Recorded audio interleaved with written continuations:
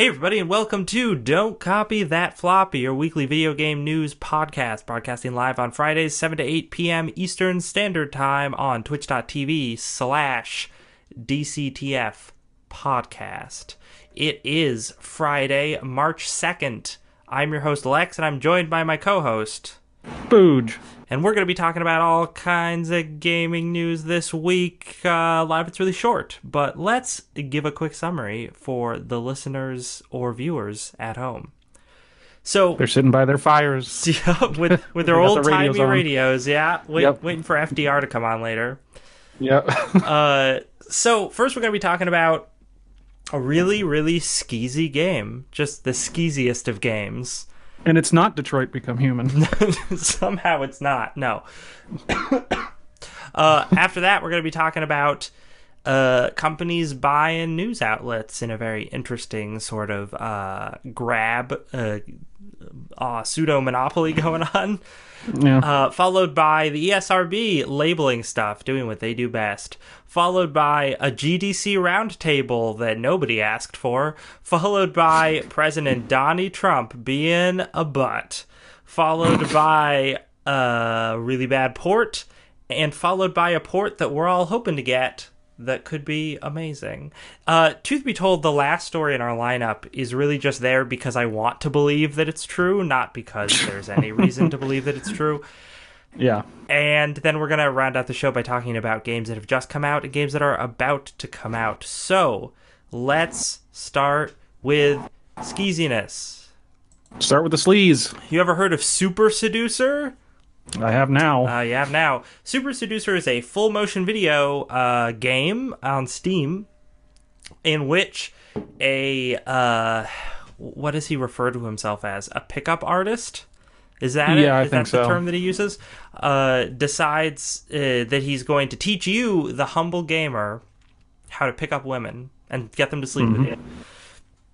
So the whole game is these, like I said, filmed cutscenes where the main character confronts this woman, and then you have to choose from a list of options as to what they should do next. And if you choose wrong, she rejects the main character and walks off. And then you get a little cutscene of that guy telling you what was wrong about that choice. And if you chose correctly, she continues talking to you, but then you also still get a little cutscene of that same guy telling you what was right about that choice, but he's surrounded by sexy, scantily clad women in his little aside. And this game company... It's like training a dog. Yeah. It's all positive reinforcement. Yes. So this game company that put it out decided they were going to send Steam keys to a bunch of YouTubers and streamers and stuff. I remember when I first heard about this, I went on Twitter, and Adam Coble had gotten a key for this. Oh boy. And he just said, barf, this is disgusting. There is no way I will be doing anything with this. Why did they send this to me? Adam Coble, a semi-famous queer RPG streamer. Yes. I have no idea. He was a staunch feminist.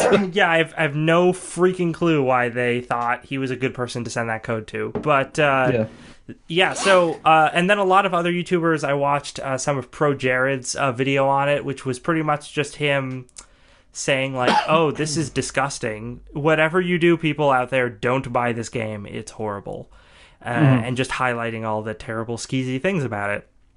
That seems to be what pretty much everybody did who this was sent to. And yet, for some reason, the people who put out this game were just like, wait, people are not being nice to us. That can't stand. Why do people think this is skeezy and hate on it? How dare they hate Europe's top pickup artist, Richard LaRuna. So they decided that they were going to issue a DMCA takedown for a YouTuber after a little Twitter spat. Also, we've done stories on DMCA takedowns. It's like never... The developer issuing them is like never the right way to go. They're always in the wrong, every time. Yeah. So you think they'd learn that by now, but they haven't. No, especially not Richard Loruna. No, and I mean, I'm sure he doesn't know about any of this stuff because he doesn't know about video games. He just knows about picking up women. That's all. That's he. That's all. He eats, sleeps, and breathes picking up women. Women. Yeah. He eats women. He's a cannibal. Oh no. So so basically, like I was saying, everyone hated this game pretty much. Everyone who made videos on it made negative videos by and large. I'm sure a couple people made positive videos, but those people are horrible and we don't recognize that they exist. So sure.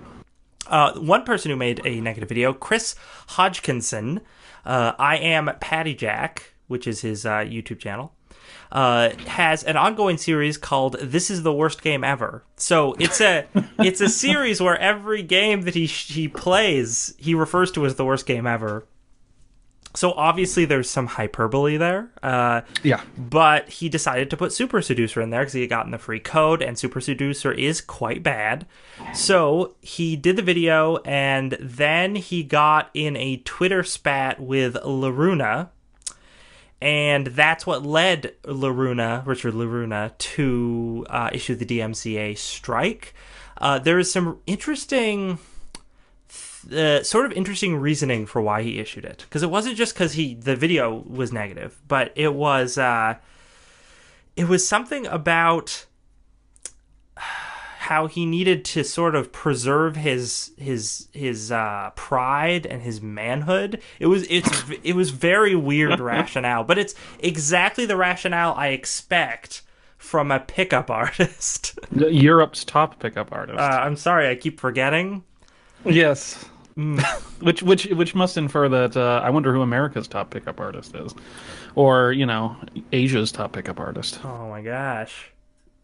I wonder if they ever meet in a council like the Jedi or something. Yeah, this is fascinating stuff. The fact that this game exists is kind of fascinating. Like, first of all, it's like Night Trap. It's a full motion video game, which no one makes anymore, or very few people make, I should say. And when I first heard about this game, I thought it was a joke. I really did. I thought it was just like, oh, this is funny. And then I watched him like, is this a joke? Like, I started like really questioning myself, and I'm like, I don't think this is a joke. And it's not a joke. It's real. And it begs a question: who is buying this game sincerely? Because obviously Richard Loruna has money. He gave Patty Jack $50 for his lost monetization. Yeah, that's the best part. So the way this all resolved was that Loruna decided that he was going to rescind the DMCA takedown request. And then as a way of apology, he sent $50 through PayPal. Okay. Sure. I mean, I'd like to have $50 too. Why not? I mean, the thing is, it's funny because it's either overly generous or it is completely not enough. Sure. Because the idea is, it depends on when he issued the DMCA strike on this video. Because as we know with YouTube videos, if you're a popular channel, you're going to get all your traffic within like the first 24 hours of the video being uploaded. That's typically how it works. So if he got it taken down during that window, and I don't know how big this YouTuber's audience is, Hodgkinson's audience. It did mention it. It's not very big, and they do say that he doesn't rely just on YouTube for income, like he has a job or whatever. And that's what I'm thinking, right? That the $50 is just like probably just more than it's either more than he would have made off the video, or it's way less. It says he has just over 15,000 subscribers. So yeah, I mean, you figure that's way less views probably than 15,000, because generally not every single one of your subscribers watches every single one of your videos. Oh, but I'm sure this whole controversy was great for his YouTube channel, though. Oh, I'm sure, absolutely. But it's weird because it seems like there's this thing with devs who issue DMCA takedown strikes that is sort of a common denominator between a lot of the stories that we've covered. And it always seems like they're very quick to go after smaller YouTubers. Like if Pro Jared posts a video and says, I hate Super Seducer, and nobody goes after Pro Jared. And but this guy who has 15,000 subscribers, we're going to issue a DMCA takedown on him because it's more likely that he can't do anything about it. Right. That there won't be any repercussions.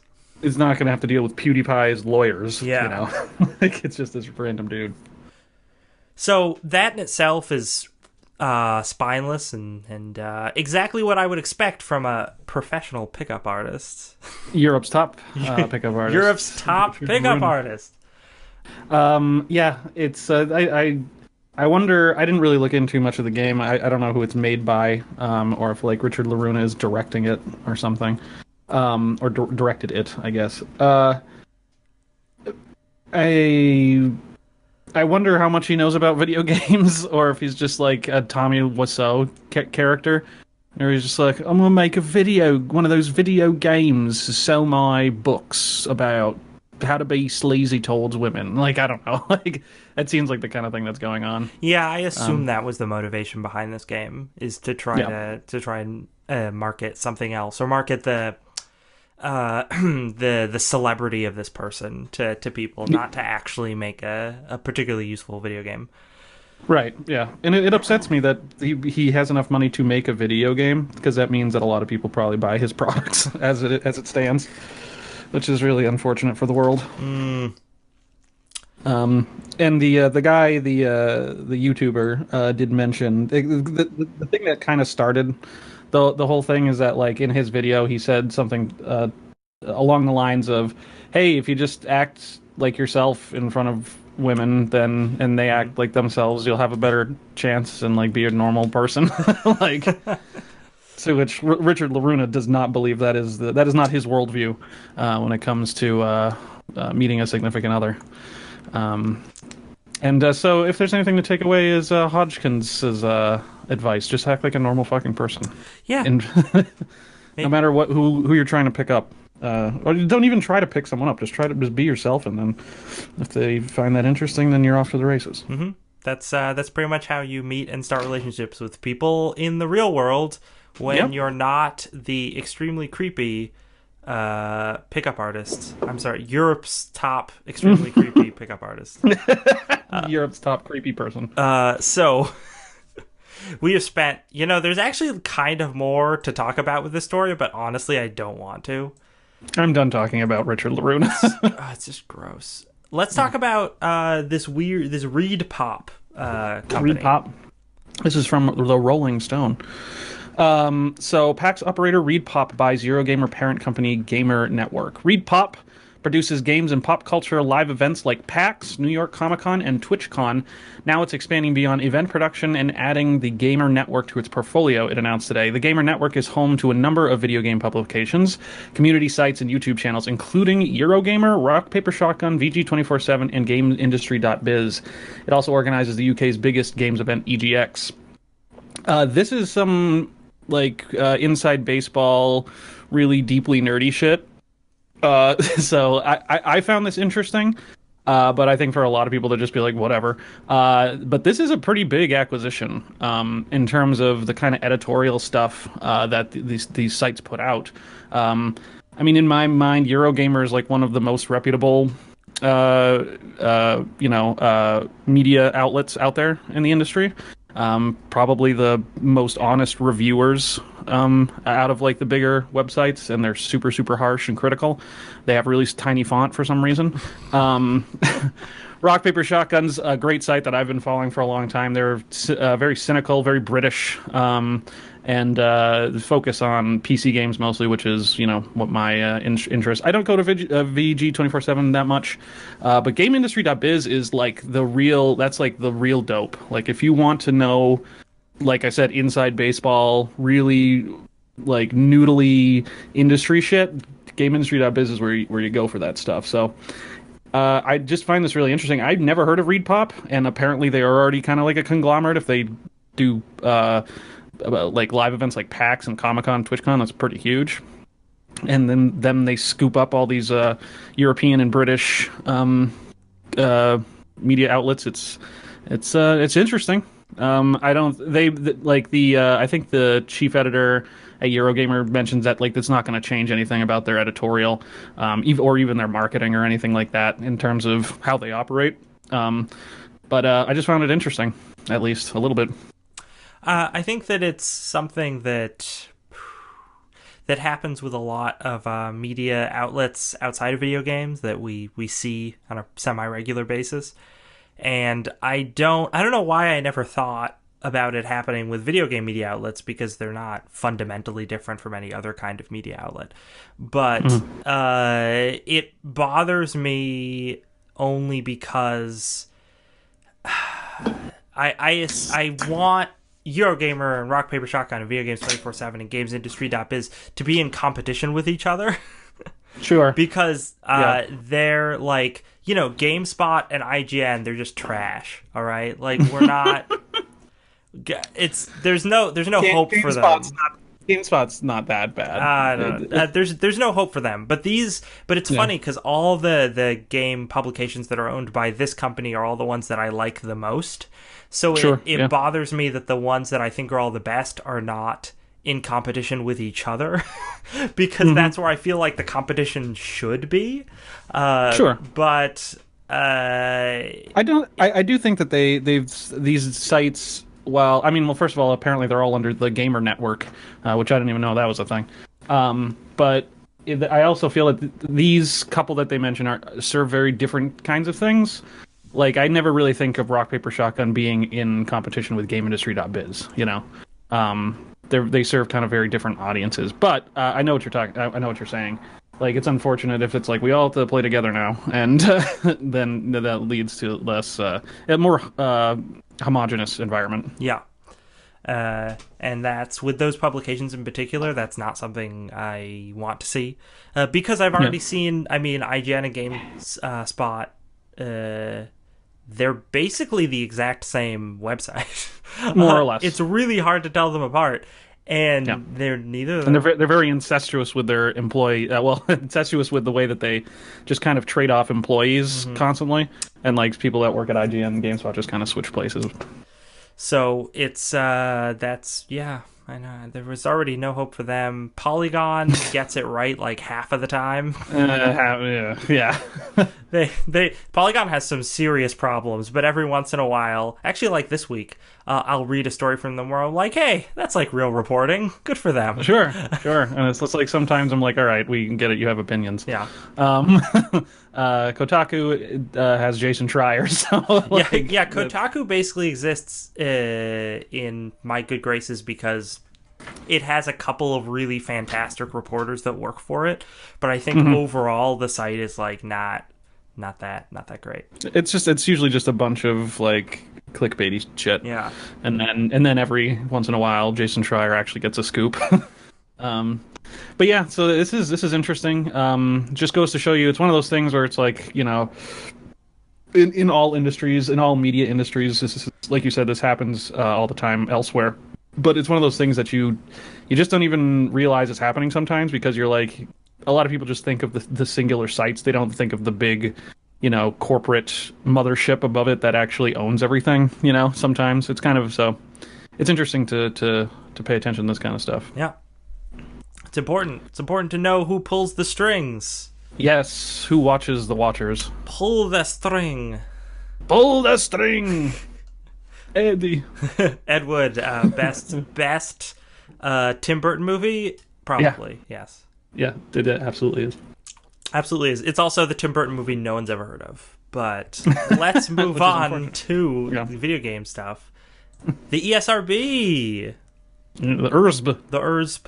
The ESRB, I guess. They, in an article from Polygon from the 28th, so earlier this week, we found out that the ESRB is adding labeling for loot boxes and other in-game purchases. They have decided, and this doesn't have their statement. Their statement was hilarious. The ESRB made this statement where they were like, everybody has been talking to us about loot boxes, and don't think we haven't been listening. We've been weighing our options very carefully and thinking about the best strategy to take, and we've decided that strategy is going to be to put a label on video games. Put a label on it. And I'm just like, yeah, that's all you guys do.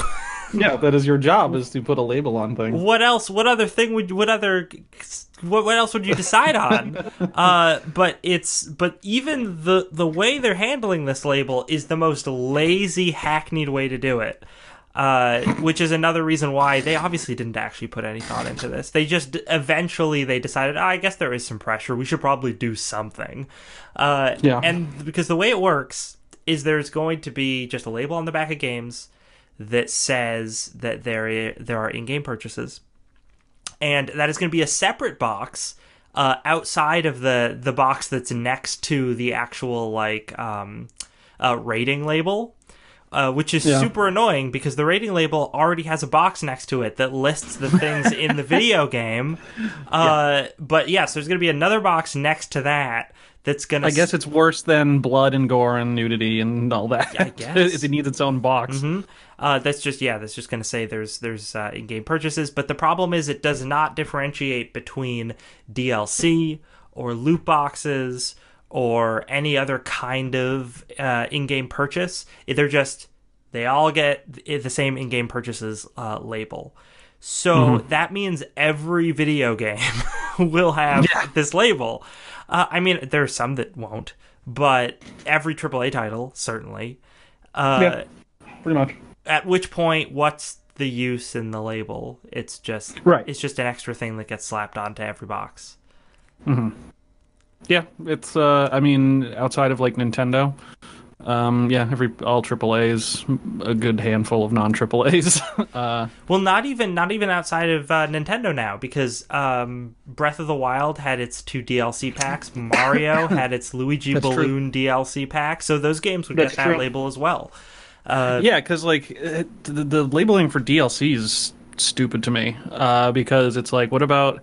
Like, how would you handle it if it's something more akin to an expansion pack? You know, like, would you say that's purchasable items? I guess it is. Yeah. But what does it have to? What does it have in relation to something like a loot box or like a gambling mechanic? Nothing really. And I don't really think DLC has anything to do with that either. Like, nope. So the fact that the controversy is and that calls for labeling are specifically around loot boxes, specifically because of the concerns over how loot boxes are marketed to people and what kind of triggers that they pull in people's brains and how it might be similar to gambling. That's the rationale for labeling them, for putting that label on. But we know that DLC and most other in-game purchases don't have that kind of effect on people. Yeah. So there's no... Yeah, so why... So the ESRB did exactly what everyone expected them to do, which was basically nothing. Yeah. Yeah, we talked about this, I mean, months ago, and I think we both predicted that they're like, the ESRB is going to get involved, they're going to slap a thing on, then move on, and it won't really change anything. This is pretty much right in line of what we thought was going to happen. But there are some people that are very upset about moves like this from the ESRB, and also... Hold on, stay on that story real quick. Oh, really? Okay, what else you got to say about this? No, I don't really, actually. But the picture up at the top that has those 3 boxes, what's the one with the Rockstar logo, but it says licensed by Nintendo and made in Japan? What game is that supposed to be? It says LA Noire right on it. RockstarGames.com/LA Noire. It's not as big on my screen, so I can't... Well, I'm sorry your monitor is so small. But yeah, so we know that LA Noire was ported to the Switch, which I still need to buy at some point. But yeah, there are physical copies of that, which... I actually wasn't sure if there were physical copies of that or not, and now I know. So yeah, there you go. That's cool. And that's actually really good because that means there are used physical copies, which are cheaper than buying the digital copies. So I know how I'm buying LA Noire when I get it for my Switch. It's a good game. So yeah, there are people who are very upset about the ESRB's handling of this because, they think it might be too stringent, and they are certainly very upset about lawmakers looking into this. Who could those people be? Turns out they're game developers. Shocker. So apparently GDC, the Game Developers Conference, is coming up, and there's going to be a GDC roundtable which calls for loot box regulation a form of censorship. So these people have lost their minds. Is my synopsis of this story? No, it's not that. It's that man, they just really, really don't want to lose that money. They're getting a lot of money off loot boxes, and they are very upset that something may cut into their profits. Because they're going so far as to call it censor. The roundtable is titled "Censorship Strikes Back." Yeah.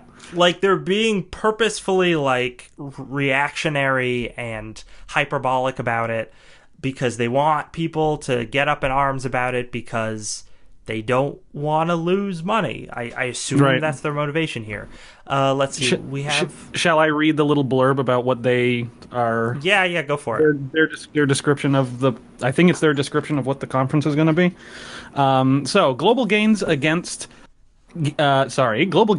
game censorship are suddenly at risk from a combination of actions against our industry, with the World Health Organization classifying gaming disorder a mental health condition, and burgeoning legislation from the world against loot boxes. A handful of government officials again wield outsized power over our creative and business decisions. Additionally, augmented reality faces bans in parks, military bases, churches around the world, and a total ban in China, which I didn't know about.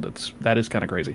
What are developers to do? Join us for a discussion on how we can protect our rights. Oh, okay. So it's funny because in this statement there are some nuggets of really reasonable points. The total ban in China, as you mentioned, that's like, I assume that's the Chinese totalitarian state government being like, that's the Ministry of Fun or whatever that's putting the punch on that. That are doing that, and I think there's a legitimate argument to make against that kind of government ban on something. And also the thing about the World Health Organization classifying gaming disorder as a mental health condition, which we talked about previously when they did it, which is pretty ludicrous. And it is ludicrous, but it's I think it's a neutral thing. It's not it doesn't cause any problems by itself. It's just a classification. Yeah. There is problems. It's troubling because it's like, well, yeah, I don't want to get into that whole discussion, I guess, but I understand why they put it in there, I guess. Yeah, I mean, what you could say is that this conference takes that idea and sort of blows it out of proportion. That's like the whole vibe I got from the whole thing. The ban in China, I would argue, is not blown out of proportion. Some of the other stuff they mention about VR, like being banned in parks, military bases, and churches, it's because of Pokemon Go. Okay, yeah, churches definitely because of Pokemon Go. Military bases probably because of that, but I can understand military bases and wanting to ban AR stuff in there. There's there's some stuff that hackers can use AR for that I totally understand if a government doesn't want that on a military base. Seems reasonable to me. And parks, I assume, might also have to do with Pokemon Go. I don't get the parks thing, and I don't remember hearing about that at all. I'm sure that there were some parks that, like, the old people that run it, like when Pokemon Go was a big thing, they're like, these kids are running around and smoking pot in our parks and can't have it. And then a bunch of people voted to, they didn't even know they were voting for. They're like, stop the Pokemons and the cell phones. And that's probably what it really is. But there are two parts that stand out in this to me, which are silly or telling, I suppose. The part that stands out as silly is the last line, which is, we have to protect our rights. I was like, really, guys? Really? Okay. But the part that stands out as extremely telling is the first line of the statement, which is, global gains against game censorship are suddenly at risk. And I'm just like, I mean, so here's the thing. When I read this, I am staunchly anti-censorship. Always have been. And to that degree, I agree. And I do think that, like I've said it before, I don't want governmental legislation anywhere near the industry, the video game industry. I don't want I want them not even in the same conversation. But this statement, the thing that they're trying to do is a fucking stretch. Like, it's a heavy stretch to say that it's censoring. It's like, yes, there is creativity in loot boxes, sure, but, like, really? It's like, we know what we're talking. Everyone knows what they're talking about. And the thing that they're talking about is a thing that I think gamers need to talk about, and I think that developers and publishers need to talk about more openly. And it's an open secret. It's a secret that everyone knows, that video games cost more to make, and they haven't changed the price. And so loot boxes exist so that people can make games and still keep them at a $60 or lower tag. And that's just the truth. Like, there was an excellent extra credits that talked about it very bluntly, where it's like, guess what, guys? Video games cost a lot to make, and the price hasn't gone up in more than a decade. In fact, the price is going down, you know? And it's like, so what do we do? Like, I think this is the wrong way to go about it in saying that, oh, we're fighting for our freedom to have loot boxes. It's like, no, it should... The whole conference should be like, let's discuss if we should have loot boxes or charge $80 for a game. Like, those are really, those are two alleyways to having an industry that can still survive. Well, that's the issue to me, right? That's not the discussion that's happening, though. There's I know. nobody in the industry is saying we should either, raise the prices or have loot boxes. Everyone's saying, how dare you take away loot boxes from us? Right, which just sounds like a weird... It's like the recent, not to bring... Well, we're going to get into some real-world politics, but, like, it's like just recently that those people that, got, put on bullet crowns and, carried AR-15s into, I heard about this, yeah. Yeah, and it was, this Far Cry 5 craziness, and...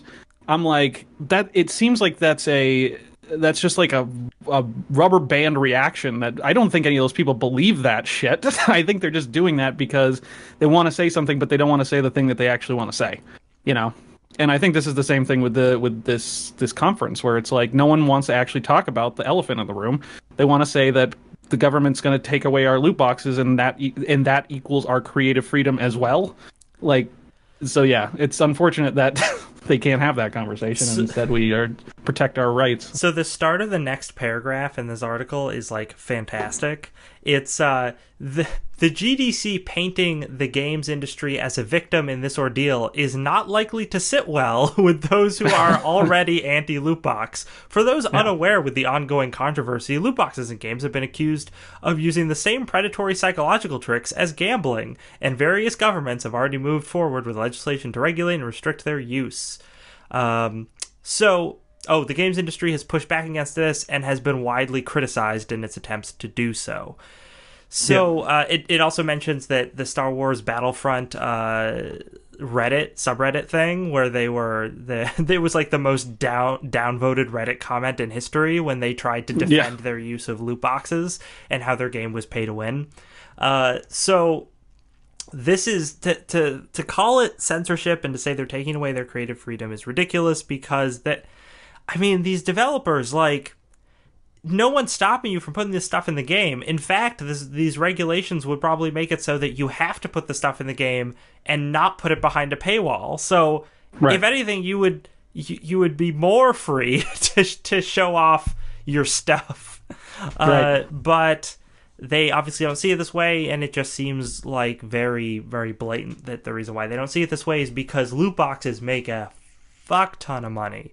Yes, they do. So much money. And I think, and probably the reason why they're not having the conversation of bringing games prices up $20 and not having loot boxes is because I think they've crunched the numbers and they realized that if they increased the price of games by $20 and took loot boxes out of them, they would be making less money than if they kept the game's price at $60 and loaded them up with loot boxes. Oh, I'm sure. I'm sure that the variant amount of money that they can make with loot boxes is way higher, because you can always go back to that well, Yeah. That reminds me. Did you hear that over the past couple weeks there's a new term that's come to light in the industry for these games? Which jewel is it this time? Live services. Oh, video games are no longer referred to as games. They are now referred to as live services. Sure, yeah, Fantastic. Yeah, I've heard that. I've heard stuff like that kind of go around, live platforms and content platforms and shit like that. It's fucking, it's a wonderful world we live in. But I think what is most troubling about this is that actually one other thing about the quote I want to mention. They talk about how government officials again wield outsized power. Again, well, they're trying to make us think of the 90s, right? Exactly. Which is also seems like a scare tactic to me. But we know that In the 90s, yeah, I think that was definitely true. All of these government officials wielded a bunch of power over the industry because the industry was much smaller. They didn't really have any lobbying power. And as we know, No. in the United States, if you got lobbying power, you got power in government. So, Yes. but now these game industries make billions of dollars. Like, there's a good reason why they're in the U.S. anyway. There are only like 2 politicians we've reported on that want to do anything about loot boxes. And I think a good part of the reason for that is because these companies are probably going to Washington and being like, here's some money, just maybe don't talk about this. Just don't talk about it. Yeah, you don't know what it is anyway, so just keep not knowing what it is. Yeah, thank you, EA.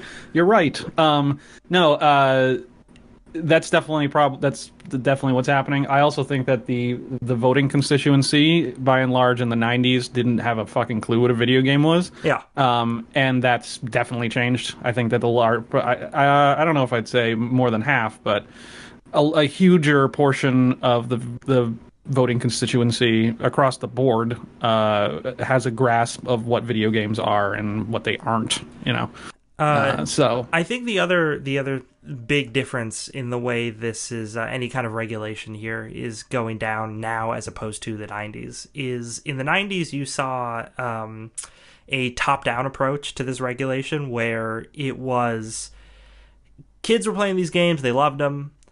They were really happy. Everybody loved Night Trap. It was a great game.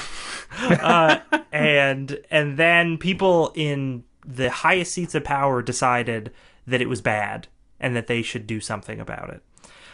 Whereas now, in 2018, or really 2017 when this conversation started, it's all of the gamers, starting from the bottom up, all the gamers saying, hey, this seems predatory. Can our government officials do something about this? And a couple of government officials are responding to that. More so in Europe, but in the US, we're getting a couple. And I'm just like... We have one guy in Hawaii. Yeah, and I'm just like, no, the way it's happening now is the way legislation and regulation is supposed to work. Like, It's supposed to be that the citizenry has a problem with something and then beseech lawmakers to make a law regulating it. Right. It's not supposed to come from Tipper Gore. Yeah. Was it Tipper Gore? Was the one that was all up in arms about video games? I think so. I'm pretty sure. Yeah. And then that passed down to that sleazeball lawyer guy that's always against video games for some reason. Yeah, that guy. Didn't he get his law license revoked? I feel like I read something about that. Yeah, no, he's like an actual like Skeezball like con artist person, and he's been barred from practicing in a bunch of states. Shocking. The person who led the charge legally against video games in the 90s is a con artist. Yep, I bet him and Richard LaRuna hang out a lot. Yeah. They must get along. Yeah. Actually, no, they probably don't because he makes video games. So, conflict of interest there. No. But I think that dovetails into the next story quite well. It does. So the thing that angers me so much about game devs having a roundtable about this thing now, and how they're talking about how this is the existential threat to our industry, people trying to regulate loot boxes. No, dude, there is a threat in government to your industry, and you're completely ignoring it. And it's the dude who has the highest office in the United States, Donald Joseph Trump. And he has decided that violent video games are at least partly to blame for all the school shootings that happen in America. Is this the first time you've grabbed a story from the New York Post? It definitely is, yes. Okay. Because I was like, what the... Why? So there was... He said this last week in the wake of the shooting. He was talking... Actually, there's a quote here. Hold on. I have to... I'm going to have to read a Donald Trump quote. To read a Donald Trump quote great. Is pretty much like eating raw sewage. But let's try to get through it, shall we? I got the best quotes. You're never going to see better quotes than this. The video games, the movies, the internet stuff is so violent. It's so incredible. I see it. I get to see things that you'd be amazed at, he said. I have a very young son who look at some of these things he's watching, and I say, how is that possible? And this is what kids are watching. And this is what kids are watching. Yeah. I can picture him saying. So that's the thing about Donald Trump quotes is that at least every one of them you can picture him saying it. Yeah, you can. like That's perfectly. True. Yeah. But it bothers me because if you want something, game developers, if you want something that harkens back to the 90s, that's what this is. This is exactly like almost. I mean, it's not word for word because he doesn't know how to form a sentence. And back in the 90s, the leaders who were against this did know how to form a sentence. But it's the exact same talking point. Like, taken about a school shooting. Yes. Nonetheless. Yep. Exactly the same. So, what was it Columbine in the 90s when everyone flipped out about video games? Yeah. That was Doom. Oh yeah, man, Doom is so good. It is good. It is really good. It's really good.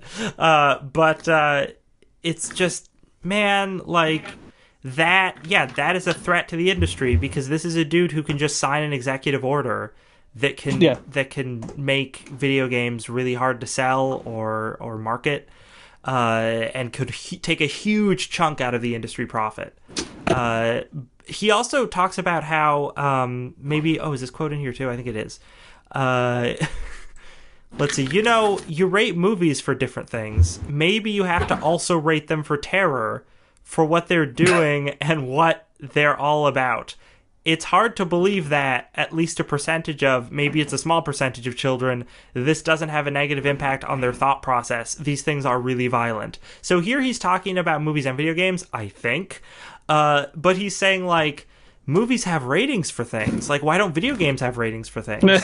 They do, because the 90s happened, so they got ratings for things. Because they got the ESRB or the ESA more directly. It's just... he knows nothing. He knows nothing and has no interest in finding out. He says it's hard to believe that this doesn't have a negative impact on their thought process. Well, yeah, if you didn't bother to research the issue at all and you looked at it on a surface level, you might think that.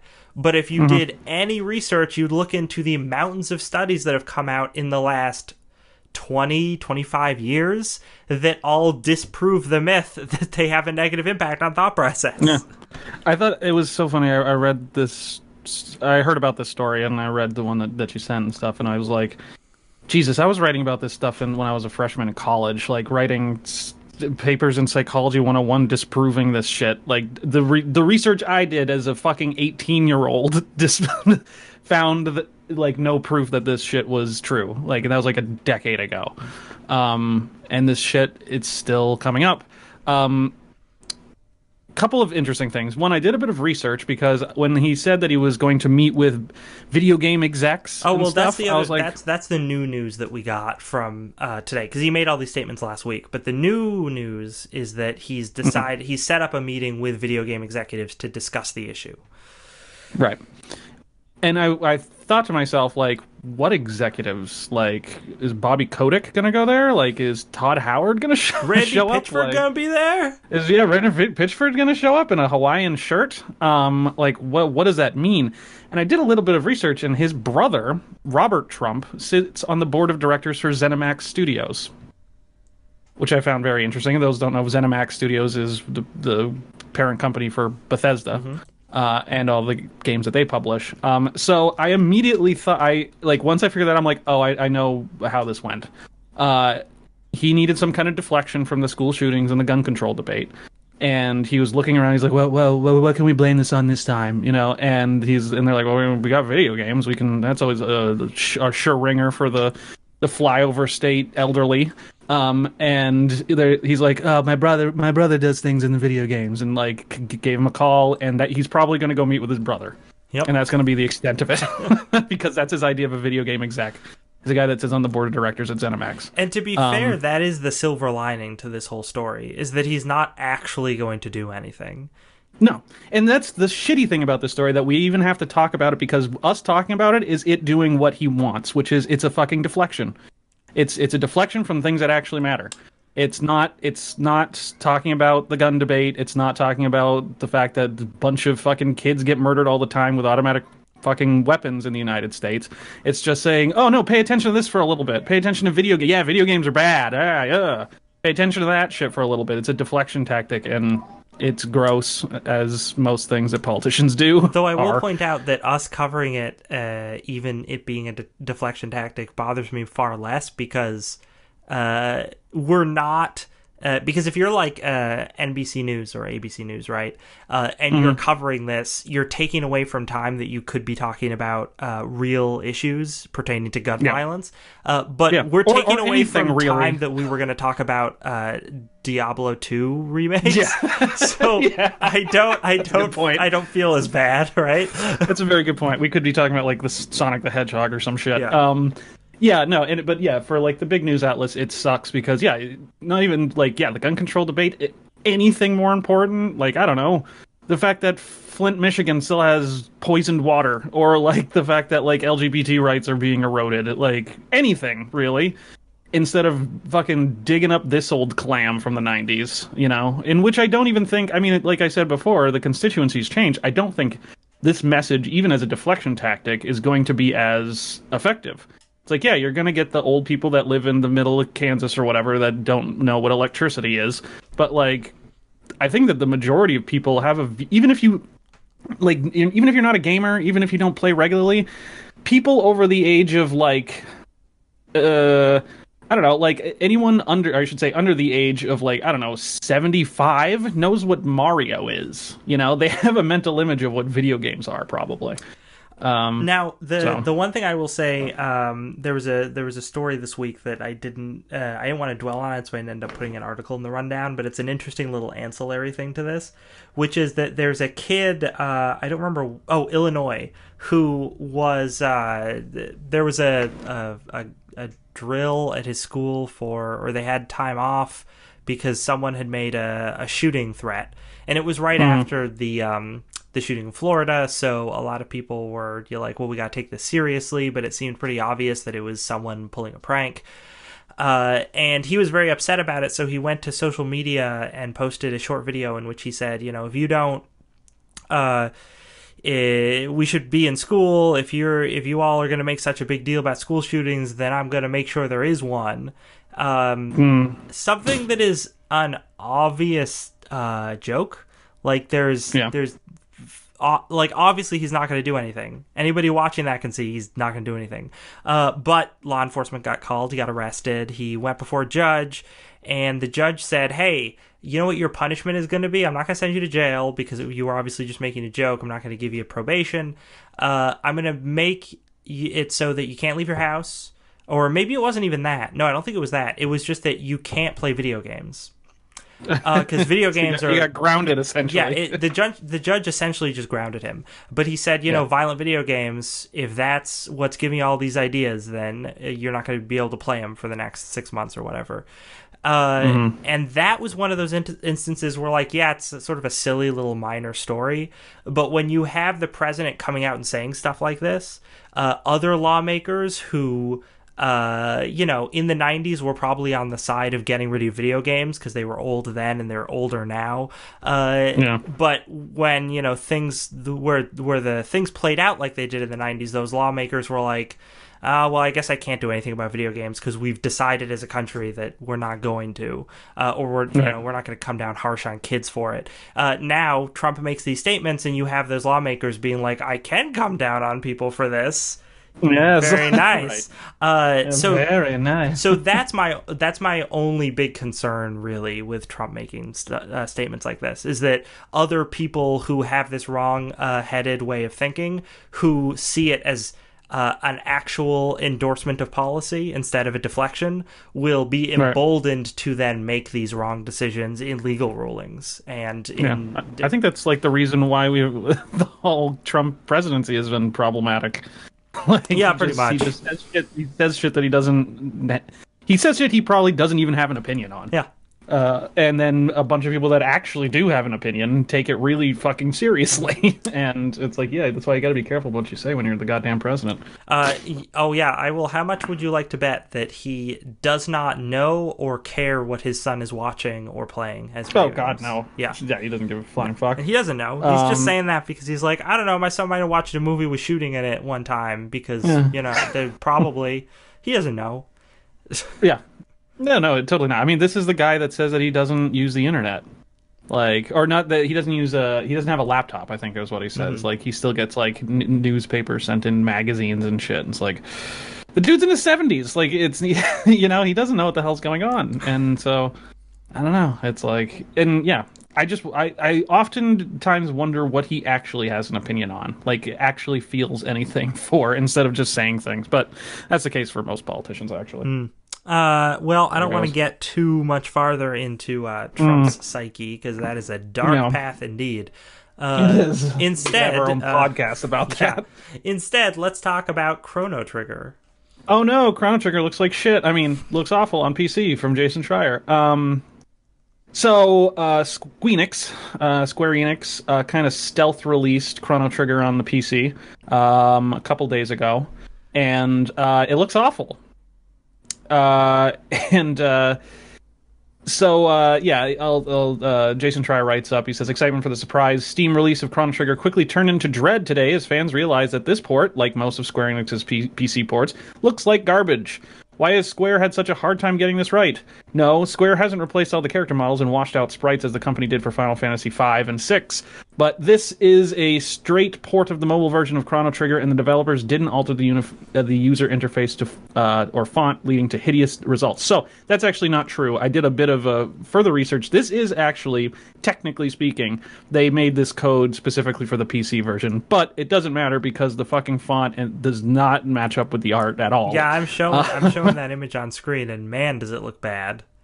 Yeah, so there's the inventory screen, which looks pretty bad, but if you go down especially to one of the dialogue pieces where you could just see that the font itself looks like shit. But the fact it clashes real hard, real non-aesthetic with the pixel art. Looks real bad. I mean, even the pixel art doesn't look that great either. Like, I've run games in emulators that have better smoothing filters than this. Yeah. And that those weren't made by a gigantic multi-billion-dollar game developer. And he goes on to say, just like with Final Fantasy V, this port of Chrono Trigger even has tiling errors. You can actually see the little square tiles on the map because they don't align properly, as shown in the screenshot. And you can see in the red circles there, yeah, they don't. The pixels don't actually align, so you get this weird kind of tearing effect.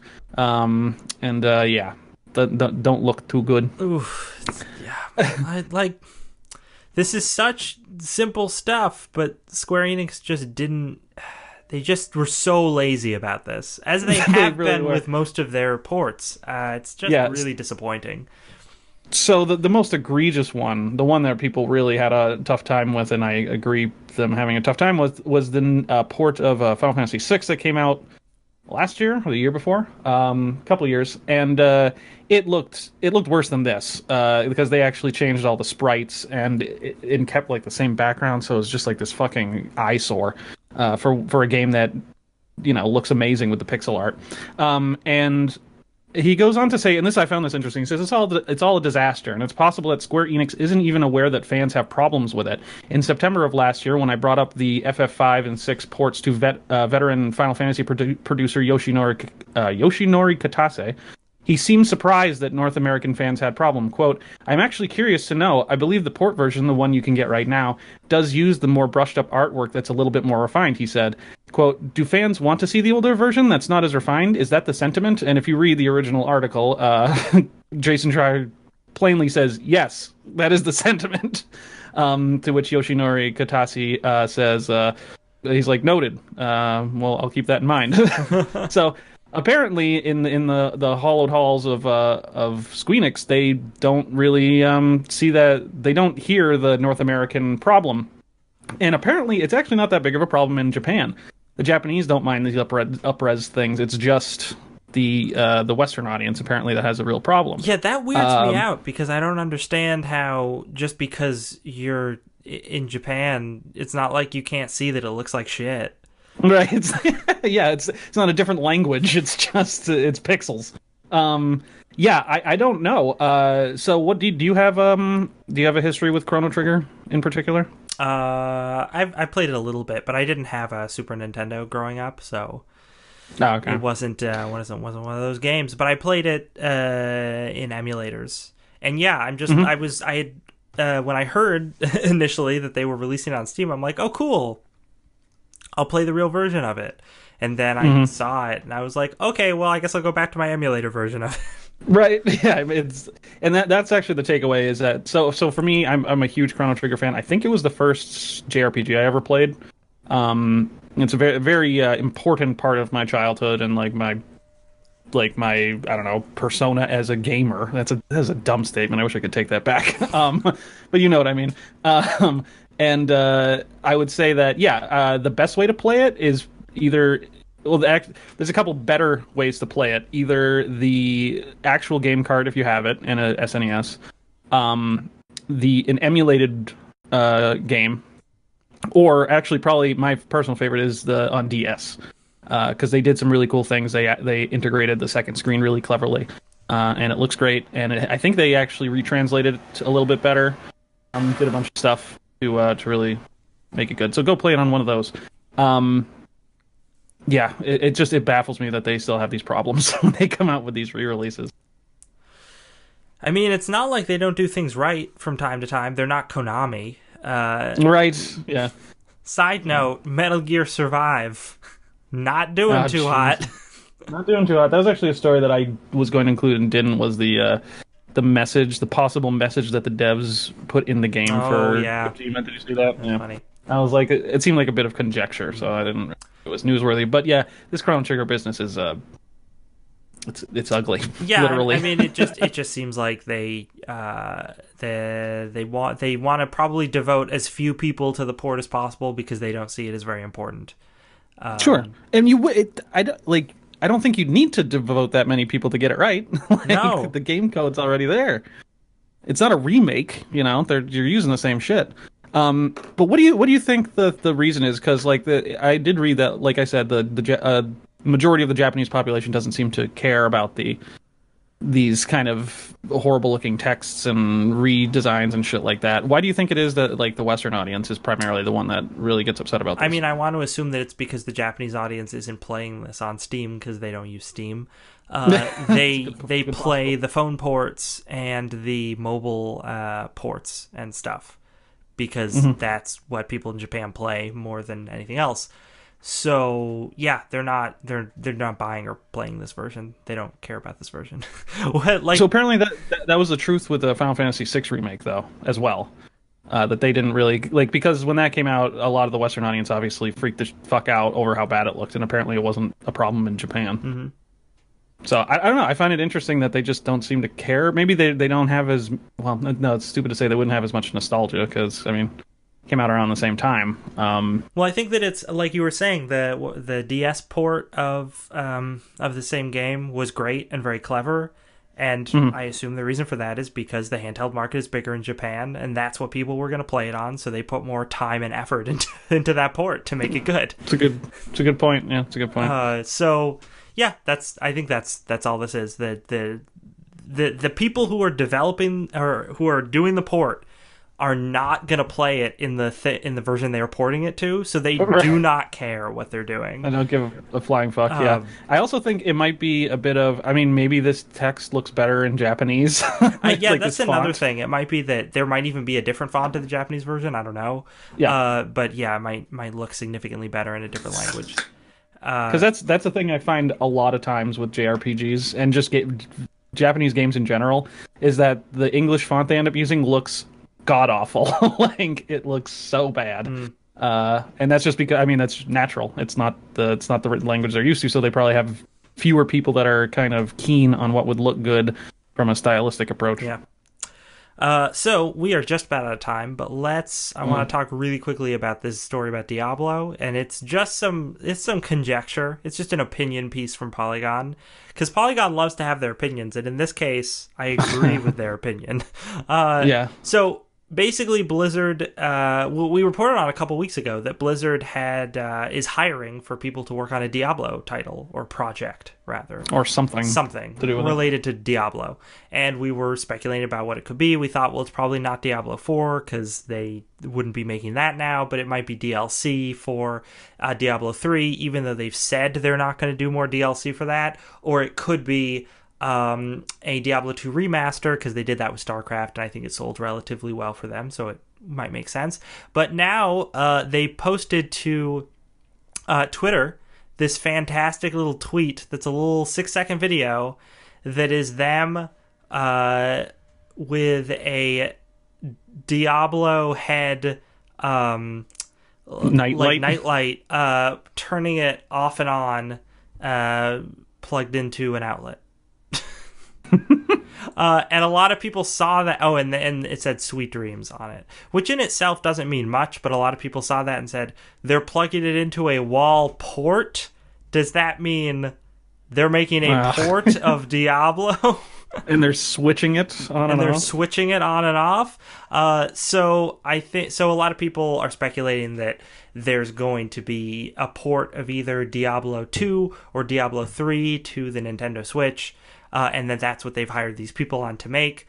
And there's really no evidence of that, but that would be amazing, and they should do it. And they should also really consider porting Overwatch to the Switch, because I assume it would run pretty well on there, and the Switch is really good for like going and gaming with your friends, which is the kind of thing that Overwatch already encourages. So I feel like that would... The problem with that, and it's the same problem I actually was thinking about when I was thinking about if a possible Diablo 3 on the Switch, is the whole online multiplayer connectivity that Nintendo seems to hate. Yeah, they're terrible at that. It is a problem. Yeah. It's like, just imagine trying to get in with a group of people. It's like, well, what's your friend code? It's like, oh god, it's like it's 5,000 letters long. It's, you know. And as we know, there was already supposed to be the launch of a Nintendo Online functionality thing, but that got delayed. So I think it's happening in September or something. So I would be interested to see if, when that launches in September, if that's when we start hearing more about some sort of port. But yeah, a lot of people, one of the things that I've heard from people all the time is like, oh, Diablo, that game, that would never work with a controller. It'd never work with a controller. Diablo is not a console game. And I'm like, well, actually, Diablo 1 was ported to PS1, and although it doesn't control great, it doesn't control great on the PC either, because it's a mid-90s game. Yeah. So it actually controls about as well on PS1 with a controller as it controls on PC. And then they came out with Diablo 3 for all the consoles. So really the only Diablo that has not seen a console release is Diablo 2. Yeah. Yep. No, and I've heard, I've not played it with a controller, but I've heard that it controls great. Yeah. Controls very well. Did a really good job with it. I mean, they're fucking Blizzard. I'm sure they can make it work. I know, right? Like, if a studio could figure that out, it's Blizzard. So, yeah, I would love it if we got a Diablo 2 port for the Switch. I will buy multiple copies. If you have stupid collector's editions, I will buy all of those. You know, I don't even care. I'll buy all of them. I don't even care if it doesn't control well. I'll buy all of them anyway. Yeah, you can do bail runs on the run with your Nintendo Switch. So good. So good. All I come away from that article is that I want that Diablo Nightlight. I want to know where I can get one of those. Right. I remember when 3 came out, if you bought the collector's edition, there was a little USB drive that was like, there was a table weight that was Diablo's head, and you could take the Soul Stone out, and that was a USB drive that you could plug into your computer. That was great. And Blizzard's always good about like the exclusive swag that they kind of tout around. Is usually really good stuff. So now that's over. Now it's over. It's all over. Video games that just came out. Video games that are about to come out. Video games. We saw a couple of pretty interesting releases, mostly ports, in the past week. We saw Payday 2 coming out for the Switch on the 27th, earlier this week. We also saw Darkest Dungeon come out for the Xbox One, which had previously come out for the Switch relatively recently. I don't remember when exactly. But it's always good to see that game on more platforms, because that game's flippin' sweet. I finally played it after years and years of not playing it. It's really cool. All that Lovecraftian, I don't even want to say subtext because there's really nothing subtle about it. Yeah, it's just Lovecraftian. That's pretty much it. Whoever the narrator is amazing in that. Wayne June. Back to the pit. Yeah, no, Wayne June. You can talk to Wayne June on Twitter and he'll talk to you. He follows me on Twitter, which I'm super happy about. Really? He's got an amazing He's like voice. a middle-aged man. He does not use that social media very much. Yeah. He's like, I have to answer every time someone gets to me. Yeah. Let's see, what else did we have? On the 2nd, today, we saw the release of Pit People, which is the the Behemoth. Yeah, Behemoth, that's it.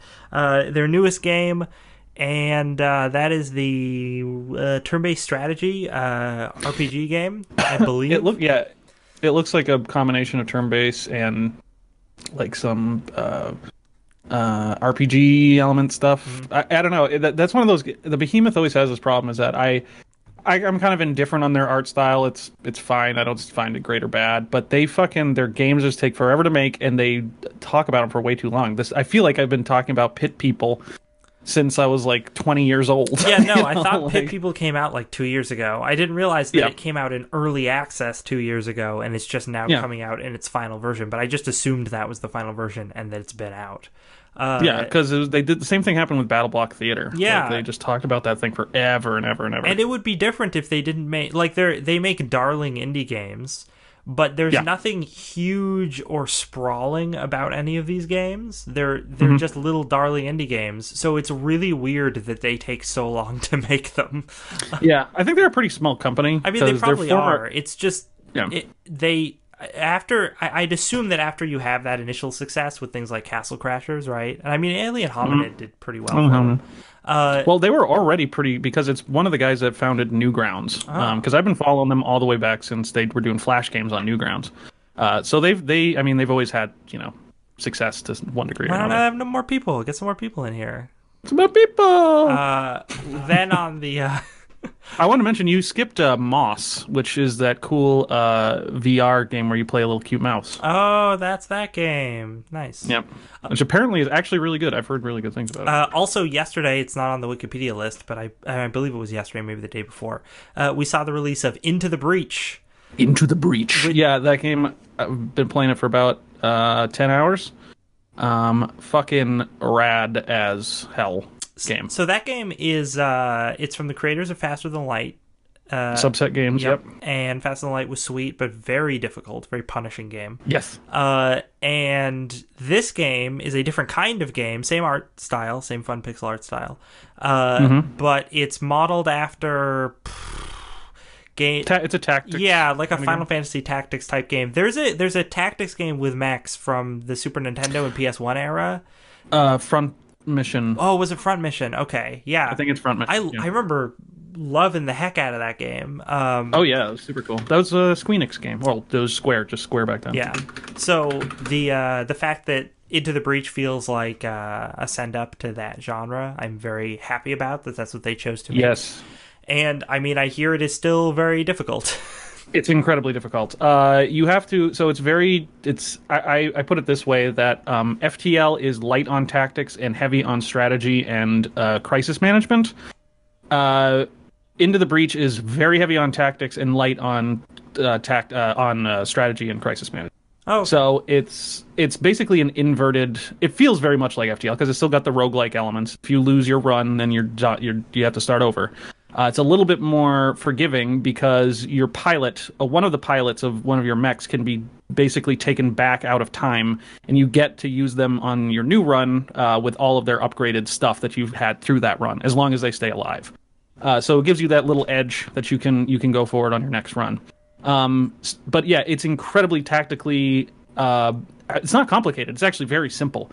But it's very tactics heavy. So I'd actually say if you're good at collectible card games, if you're good at like Hearthstone or Magic, you'll probably be good at this game. Because the one thing that I think is most important about it is that it's a grid-based tactical game. It's very like a chessboard almost.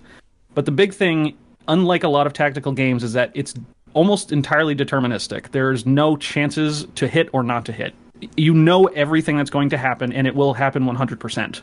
So it's not like XCOM or Final Fantasy Tactics where it's like, oh, where's my percentage to hit, and I can gamble and see if that does. No, like things will just happen. There's no guessing about that. So the game is really about trying to solve the puzzle of how not to die every round, or how not to lose enough power so that you lose.